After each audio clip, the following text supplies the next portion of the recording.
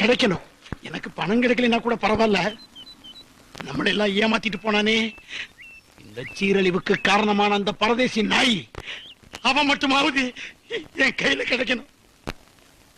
எத்தனை குடும்பம் சாகிறதுக்கு காரணம், எத்தனை பேருடைய வாழ்க்கை அழியறதுக்கு காரணம், எத்தனை பேர் பொண்டாட்டி முகத்துல முழிக்க முடியாம பெத்த அப்ப ஆத்தாள காப்பாற்ற முடியாம போனதுக்கு காரணம், அவன் மட்டும் என் கையில கிடைச்சான்னா அப்படியே ஒரே சூழ்நிலை.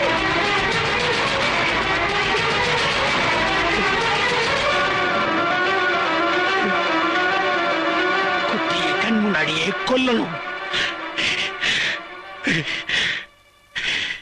சாகடிச்சிட்டா நம்ம இழந்ததெல்லாம் திரும்ப கிடைச்சிருமா?